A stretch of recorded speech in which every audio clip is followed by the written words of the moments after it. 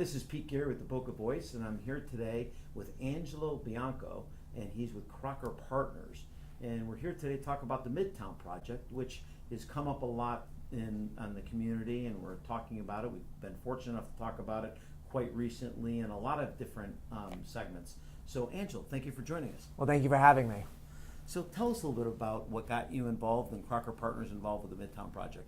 Well, Crocker Partners, as you may or may not know, and your viewers may not know this, has been an active developer and participant in our community for over 30 years. My partner, Tom Crocker, is actually one of the leaders in mixed-use developments nationally. In addition to Meisner Park, which I'm sure that you folks are familiar with, he developed what is known as Boca Center today, or as some longtime residents might know it as Crocker Center on Military. About 2 years ago, we reacquired that asset that he had sold many years ago, as well as the two office towers across the street, and started to think about how can we make this area relevant again? How can we update it? And at the same time, two other developers bought land in the area across the street. Cypress Financial bought where the bowling alley is located, and Glades Plaza was bought by Trademark, and they also had the same idea. So we talked to each other, and it turns out that the city had designated the area 7 years ago as a planned mobility district. And the problem is that they had... Can you explain for our viewers what a planned mobility district is? Absolutely. A planned mobility district is a designation by the city that says that we want to encourage mixed-use, multimodal, pedestrian-friendly development within a set area. Sure. And so they selected 5 or 6 throughout the city to have the designation, and then throughout time they would adopt regulations to implement that. Okay. They had a 1-year time period in which to adopt that. However, we're 7 years later and they still haven't gotten to it.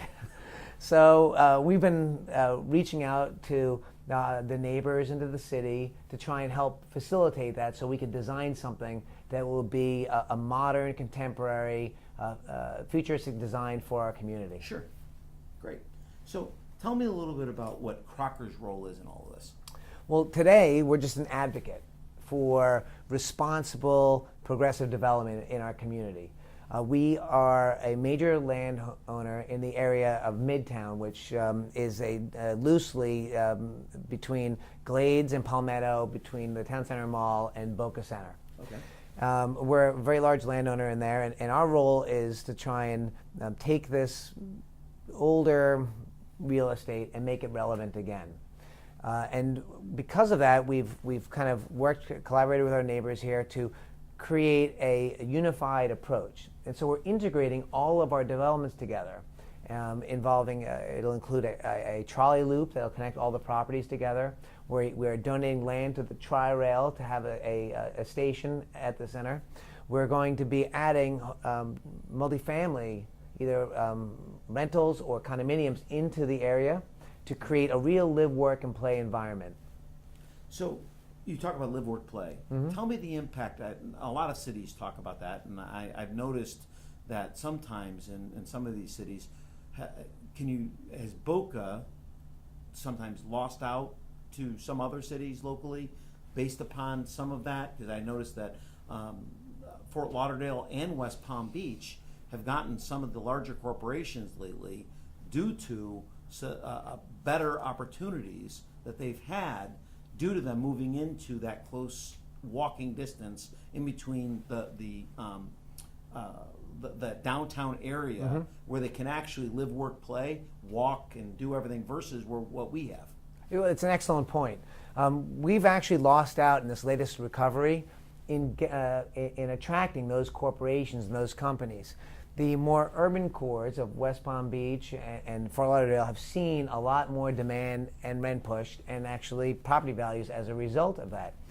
We are the largest market of office space in the county, yet we've trailed most areas of the county in our recovery. I mean, we're still doing fine, but compared to how we've done in prior recoveries, we're lagging far behind. And I think the primary reason for that is that companies don't want to bring their personnel into areas in which there is no live, work, and play environment. All groups of Americans, from the millennials through the baby boomers, are desire to work within these locations. Many of them, mostly the millennials and the empty nester baby boomers, also want to live there. And so it's drawing a lot of demand on the office side, and we're missing out on that. When you talk about the office space and you talk about some of the tax base that drives, we do have some of the least expensive. Our city is privileged to have some of the lowest tax rates of any of the South Florida cities. Why do you think that is? Well, the answer is simple, because we have an amazing commercial base within the city. And that's one reason why we need to innovate and stay relevant, because if we lose that tax base is going to go down, which means that either your tax rate will go up or your services will go down, either of which causes a spiral down, because as one happens, your property values go down, which means the taxes go down, which means that you can either lower services or increase the rate again. So it's always important to have smart, forward-thinking planning, urban planning and design, to avoid that and make sure that we're a competitive, attractive location for people. Sure. Let's talk about urban planning for a minute. Sure. When you look at urban planning, you can't go anywhere in Boca today and someone's not talking about traffic. What do you think the impact's going to be on this Midtown project and traffic? Well, ironically, most of our traffic is caused by the fact that we have 80,000 citizens in Boca Raton, yet we have 90,000 jobs. Of that 90,000, 90% of them drive into Boca or out to get home every day. That means that the population of Boca is doubled by its commuter traffic. So we believe that by bringing residential into areas in which there are a lot of office jobs, or any jobs for that matter, that we're going to be able to capture a lot of that and actually remove trips from the road. So rather than being a big negative contributor to that, it could be a very big positive overall. One of the biggest complaints that I get online from our viewers is that developers don't reach out to the community and don't talk to the associations. They don't talk to it. Had the Crockers ever looked at reaching out to the community and talking to them prior to even looking at the development studies? Looking at development studies and talking to them. Have you guys ever thought about that? That's the first thing we did. Over a year ago, we reached out to the 4 communities closest to our area. That's Boca Bath and Tennis, Fairfield, Paradise Palms, and Via Verde. We met with their boards on multiple occasions. We showed them conceptual plans about what we're trying to achieve, the mixed use, live, work, and play environments, the incorporation of residential. And they all said that they thought conceptually that was a great idea, and they wrote letters to the city saying, will you please adopt regulations to permit this type of development? There was no particular project to approve or support because we haven't designed it yet, but they wanted to encourage the city to adopt those regulations. And so we've been working with them very closely. Turns out there was these communities, between their boards and the actual members, not the best communication. So we started getting back some surprised responses from people about a month and a half ago. Sure. So we are working now directly with those people. We've already had a town hall event that we invited 4,000 people to in the community, as well as an event at Boca Center a couple weeks ago in order to talk more about Midtown. We have 8 more smaller workshops that we're planning to go over each one of these issues in a smaller, more compact way with a select group of about 50 residents, so that we work together to create and solve the problems. What we want to do is we want to create something that the current neighbors love and want to do. They are our customer base. Sure. They are, I mean, just selfishly, I want to make them happy. And so we've already made changes to our plans. We've already incorporated the ideas they have, and we're going to continue to do so. And I ask each one of them, if you have a fear about what we're going to do, let's address that. If you can point to another project that embodies traits that you're concerned about and you don't want us to replicate, tell us so we can find out how to avoid that.